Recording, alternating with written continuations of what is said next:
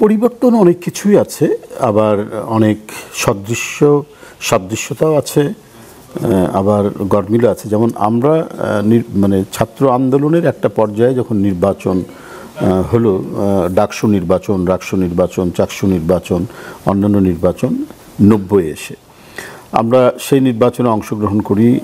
ডাকসু ছাত্রদল বিপুল ভোটে জিতলো আর কি, ল্যান্ডস্লাইড ভিক্টরি। আর রাকসুতে আমি একা, শুধু আমার দল থেকে একা আমি ভিপিতে জিতলাম। কিন্তু যারা জিতেছে তারাও আন্দোলন সংগ্রামী ছিল, বিভিন্ন বামপন্থী ছাত্র সংগঠন, জাসদ, মৈত্রী বা জাতীয় ছাত্রলীগ ছিল ওই সময়, আরও ছাত্র ইউনিয়ন সবাই করেছে। তাদের একটা যৌথ প্যানেল ছিল, সেই যৌথ প্যানেলের বিরুদ্ধে আমি দাঁড়িয়েছিলাম আমার দল থেকে। মানে জাস্ট আমাদের কোনো ঐক্যবদ্ধ কোনো প্যানেল ছিল না। যাই হোক, আমি জিতেছি সেই সময়। তো যে বিষয়টি বলছিলেন গুণগত পার্থক্যটা হচ্ছে এইটাই, আমরা ছাত্র আন্দোলন করে 90 একটা পর্যায়ে যখন নির্বাচনগুলো শুরু হলো, ছাত্র সংগঠন বা ছাত্র শিক্ষা প্রতিষ্ঠানের নির্বাচন, সেই শিক্ষা প্রতিষ্ঠানের নির্বাচনে বিজয় হওয়ার পর আন্দোলনটা চূড়ান্ত পর্যায়ে এসে বিজয় লাভ করলাম আমরা, এইটা। আর এখানে একটি গণ অভ্যুত্থান হওয়ার পরে ছাত্র রাজনীতি নতুন করে শুরু হলো, এবং শুরু হওয়ার পর যৌথ ছাত্র আন্দোলনের মধ্যে দিয়ে, মানে ছাত্র জনতার গণ অভ্যুত্থান।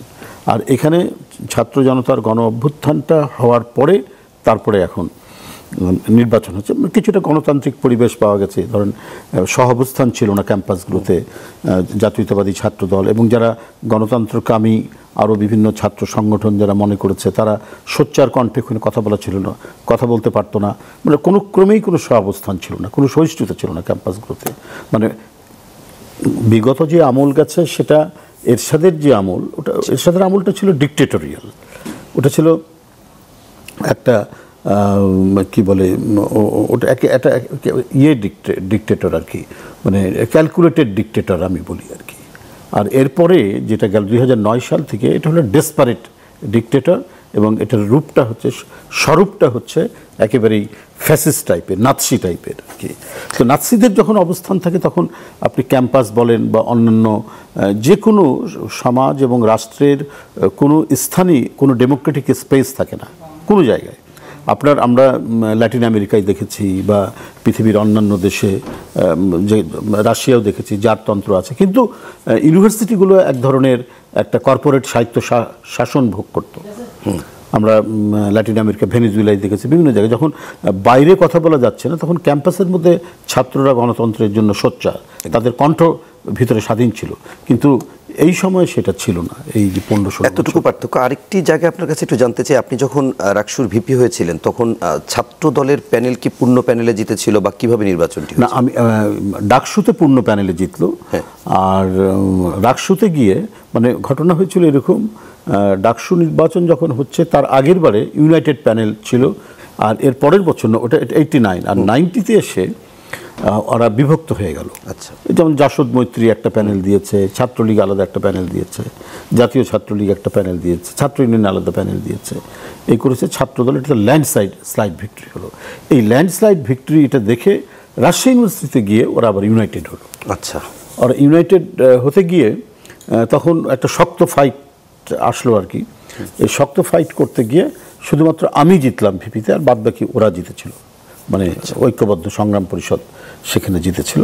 কিন্তু বিভিন্ন হলে আবার আমরা পেয়েছিলাম, মেয়েদের হলগুলো একটা ফুল প্যানেল পেয়েছি, তারপরে বিচ্ছিন্নভাবে বিক্ষিপ্তভাবে কয়েকটা হলে আমরা পেয়েছি। বিশেষ করে 2টো হল, একটা মেয়েদের হল তাপসী রাবেয়া হল, আর একটা হচ্ছে হবিবুর রহমান হল, আর একটা হচ্ছে মাদার বক্স হল। এই 3টা হলে আমরা পূর্ণ প্যানেল পাই। রিজভী ভাই, তখন আপনারা হলে 2টা হলে পূর্ণ প্যানেল পেলেন, এবং সেই সময় 3টা হলে।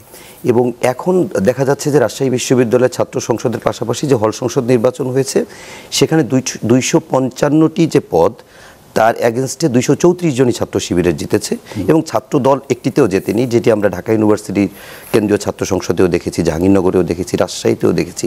কিন্তু আপনি যেটা 90-এর কথা বলছিলেন, ওই সময় ছাত্র দলের বিশাল একটা জয়জয়কার অবস্থা ছিল।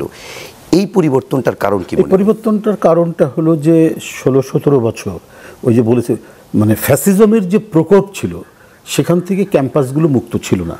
ক্যাম্পাসে ছিল তীব্র, এবং লক্ষ্য ছিল, ফ্যাসিবাদের লক্ষ্য ছিল যে বিএনপি বা বিএনপি ছাত্র সংগঠন, যেটি ছাত্রদল, এদেরকে কোনোভাবে দাঁড়াতে দেবে না। এবং কোনো ছেলে যদি কোনোভাবেই বুঝতে পেরেছে তার একটু মানে টিল্টেড টু ছাত্রদল, সে আর মানে হলে থাকতে পারেনি, হয় মেসে আশ্রয় নিয়েছে অথবা কোনোভাবে সে জীবনটা কাটিয়ে, ছাত্র জীবনটা সেখানে কাটিয়ে পাশ করে গিয়ে সে চাকরির সন্ধান বা ব্যবসা যেটা হোক সেটা করেছে। এটা প্রত্যেকটা ইউনিভার্সিটির সেই অবস্থা ছিল। চেষ্টা করেছে বারবার গিয়ে আপনার ভিতরে একটা মিছিল করা বা রাজনৈতিক চর্চা করার চেষ্টা করেছে, কিন্তু বারবারই তাদের উপর আক্রমণ হচ্ছে। ঢাকা বিশ্ববিদ্যালয়, দেখুন ঢাকা বিশ্ববিদ্যালয়ে আমি দেখেছি, আমি তো কেন্দ্রীয় ছাত্র রাজনীতির সাথেও কিছুদিন যুক্ত ছিলাম, কখনোই মানে সংগঠনের প্রেসিডেন্ট সেক্রেটারি গায়ে কখনো হাত দিত না। কিন্তু এই ফ্যাসিবাদী আমলে, আওয়ামী লীগের এই আমলটা, 16-17 বছরের আমলটা, সেখানে আমাদের ছাত্রদলের 3 জন প্রেসিডেন্ট এবং সেক্রেটারি তারা ফিজিক্যালি মানে অ্যাসাল্ট হয়েছে, রক্ত ঝরেছে। টুকুর মতো ছাত্রনেতা তার একবার